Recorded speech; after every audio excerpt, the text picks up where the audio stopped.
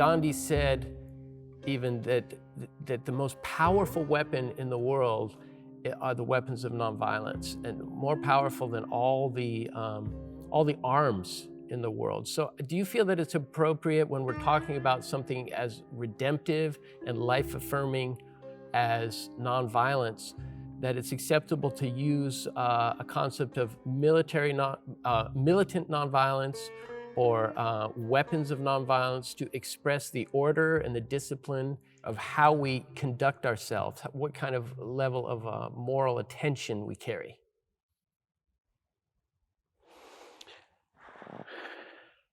I'm not sure about putting the word militant in front of nonviolence or soul force, just as I'm not so sure that militant should be put in place in front of justice or freedom. Yes. I think those big words in and of themselves are vastly more militant than most of the thinkers of the world and many of the people in the movement have understood. Far more. And so I'm not sure we need those adjectives. Yes. Gandhi did say that soul force is a force more powerful than all the wars and all the energies of atomic bombs and the rest of it. Said it was the most creative force in the universe, and that if we human beings learn to see it and feel it and use it, we would be absolutely astonished at how the world would take a new shape. We would just be amazed at what we could accomplish and what the world would look like. And I think that's exactly right. My father and mother had an ongoing disagreement. My dad was of the mind that physical strength had to be expressed by my brothers and I in a willingness to defend ourselves with fisticuffs whenever necessary. My mother's thesis was that we should all be raised with understanding the power of truth and love. And so part of my memory is the way in which she called my dad Jacob, which was originally his name, I guess, at birth. And I can remember some of the times when Dad would urge one of us to go head out in the street and fight.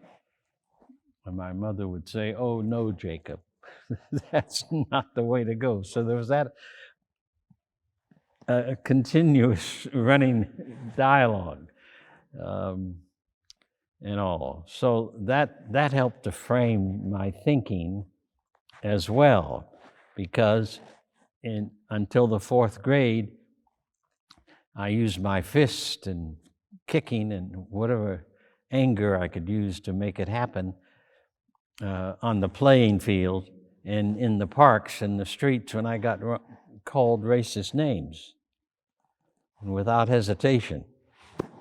And I never told my father or mother about those incidents.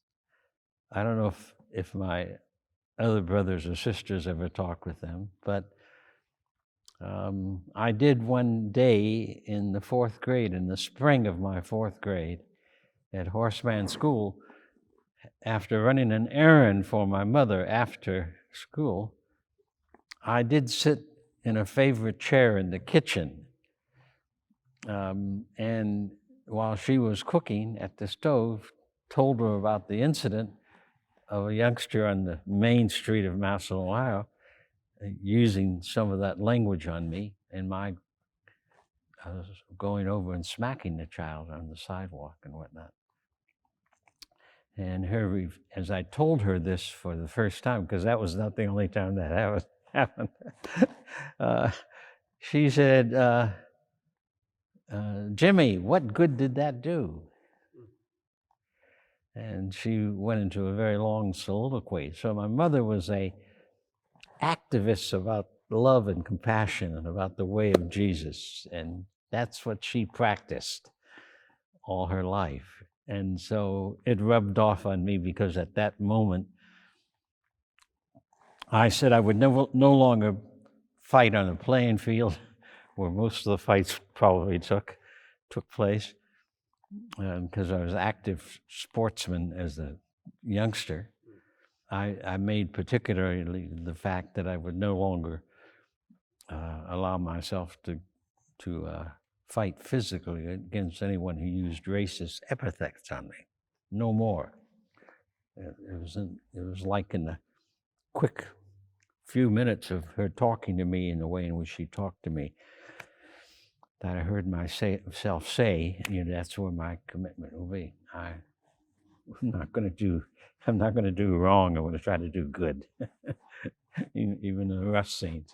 And I'm going to find a better way of doing this. From my perspective, that became a part of my searching journey and discovery from the fourth grade on to the present moment. And then Gandhi, reading Gandhi in 47 seriously, helped me to recognize that perhaps Gandhi's intervention in human history is the most important intervention by any human being in the last 200 or 300 years. His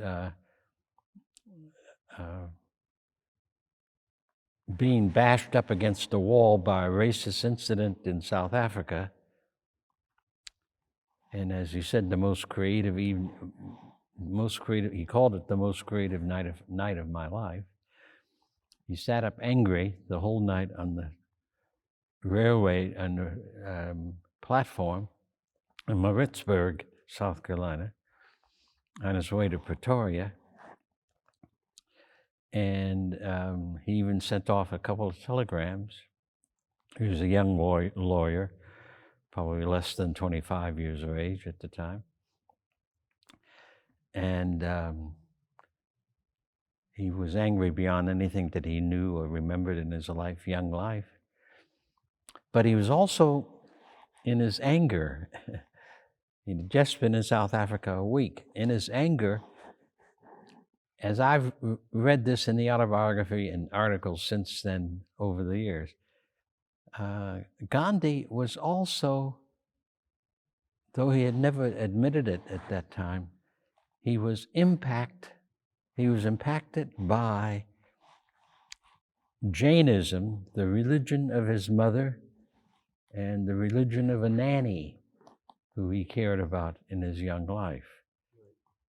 And out of that impact, he could not see himself fighting this evil, which he knew intuitively was a part of the British and the Boer Empire. He did not see himself imitating it in order to resist it. And that was the power of his childhood growth with Jainism actively in his home. And that's why, as he helped to organize the Indian people in South Africa, from almost the beginning of his time in South Africa, he looked to Ahimsa. And in fact, in one of his volumes that I picked up in India, he tells 4 USA citizens who are visiting India on a YMCA journey. This is in 1935. Howard Thurman and Eddie Carroll, who happened to be a United Methodist preacher who I came to know in my teen years in high school and college, and their wives, he said that he decided to translate the term Ahimsa into nonviolence. That's what he writes. And meaning, using the force and power of love to transform the wrong that you personally face that you see in the world. And it is that experience that Gandhi seems to understand as the root experience of his life that made him begin resisting socially, politically in South Africa from the perspective of Ahimsa. Right, which is the Sanskrit word for nonviolence. Well, Ahimsa being but violence. in my student days and up into the 60s, I'm sure, I never saw it translated as nonviolence. It was always translated as non-injury.